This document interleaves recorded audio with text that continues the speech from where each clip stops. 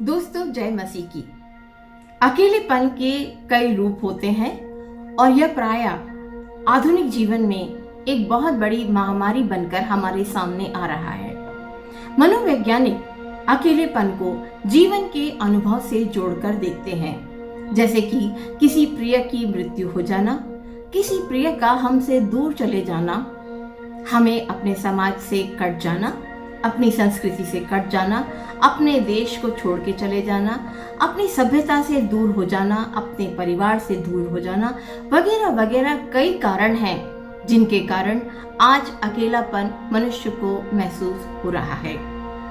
यूं तो अकेलेपन की कोई उम्र नहीं होती है। कई लोग मानते हैं कि जब आज विश्व टेक्नोलॉजी के कारण बेहद सुखड़ गया है, हम एक दूसरे के साथ तुरंत संबंध बना लेते हैं, तुरंत एक दूसरे के साथ जुड़ जाते हैं, चाहे वो इंस्टाग्राम हो, फेसबुक हो, फेस टाइम हो, ट्विटर हो, कंप्यूटर हो, मोबाइल हो, व्हाट्सएप हो और ना जाने कितने सारे माध्यम आ गए हैं जिनके कारण हम एक दूसरे से तुरंत जुड़ जाते हैं। लेकिन इनके बावजूद भी आज मनुष्य बेहद अकेला हो गया है। शायद इसीलिए कहा जाता है कि भीड़ में भी व्यक्ति अकेलापन महसूस करता है।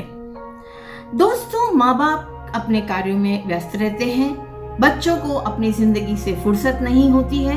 नतीजा यह है कि घर की चार दीवारी में सब अजनबी और अकेलेपन का शिकार हो रहे हैं। एक महान साहित्यकार अर्नेस्ट हेमिंग्वे अपनी जीवनी में लिखते हैं कि मैं एकांत में वास करता हूँ और नितांत अकेला हूँ। मैं अकेला चलता हूँ और अकेला ही चलता चला जा रहा हूँ। दोस्तों, वहीं अगर हम पवित्र शास्त्र के धन्य वचनों में से भजन संहिता 142 में पढ़ें तो दाऊद अपने अकेलेपन के बारे में लिखता है कि मेरे लिए शरण कहीं नहीं रही, मुझे कोई नहीं पूछता। दोस्तों, अगर हम अकेले हो जाने की इस प्रक्रिया के मूल कारणों को पढ़ेंगे तो कई लोग अपने अकेलेपन को निष्क्रियता से जोड़ते हैं, यानी कि उनका निष्क्रिय हो जाना ही उनके अकेलेपन का कारण होता है। साथियों, जब तक आपके पास कार्य रहता है आप बेहद मसरूफ महसूस करते हैं, लेकिन धीरे धीरे जब कार्य खत्म हो जाते हैं तो आप उन कार्यों से अपने आप को जुदा कर लेते हैं और फिर आप सुस्त हो जाते हैं और धीरे धीरे निष्क्रिय होते चले जाते हैं। जब आप सुस्त और निष्क्रिय होते चले जाते हैं तो लोग आपसे कन्नी काटना शुरू कर देते हैं, क्योंकि कौन आपके साथ समय बिताए, किसके पास इतनी फुर्सत है कि आके आपके पास बैठे। और आप फिर एक एकांतवासी हो जाते हैं और अकेलेपन का शिकार हो जाते हैं। तब आपको महसूस होता है कि कारवां गुजर गया, गुबार देखती रही। दोस्तों, लंबे समय तक दूसरों से कटे कटे रहना किसी भी इंसान के लिए ठीक नहीं होता। सदोपदेशक में लिखा है, एक से भले दो अच्छे हैं, क्योंकि उनके परिश्रम का फल अच्छा मिलता है। क्योंकि यदि उनमें से एक गिरे तो दूसरा उसको उठाएगा, परंतु हाय उस पर जो अकेला गिरे और उसे कोई उठाने वाला ना हो। जो औरों से अलग हो जाता है वह अपनी इच्छा पूरी करने के लिए ऐसा करता है और सब प्रकार की खरी बुद्धि से बैर रखता है। इसीलिए साथियों, इंसानी समाज का अध्ययन करने वाले सारे वैज्ञानिकों का यह कहना है कि इंसान का अकेले रहना ठीक नहीं है। अकेलापन एक भयानक बीमारी है। यह एक मानसिक गरीबी है जिससे हमें दूर रहना चाहिए। अकेलेपन का शिकार हमें कभी नहीं बनना चाहिए। दोस्तों, जब हम पवित्र शास्त्र बाइबल पढ़ते हैं तब हमारे सामने कई ऐसे उदाहरण आते हैं जहां पर लोग अकेलेपन का शिकार हो गए। डेविड ने अपने अकेलेपन के बारे में बतलाया है कि वो परिवार व घर में एक पक्षी की तरह हो गया है। यिर्मयाह भी विलाप गीत में अपनी आध्यात्मिक, मानसिक एवं शारीरिक अकेलेपन के बारे में लिखता है। यूहन्ना, जो सबसे व्यस्त चेला था, अंत में अकेलेपन का शिकार हो गया। 2 तीमुथियुस में यूहन्ना ने अपने एकाकी जीवन के बारे में विस्तार से लिखा है कि जिंदगी भर अत्यंत व्यस्त होने के बावजूद भी भीतर से उसे अकेलेपन ने हरा दिया।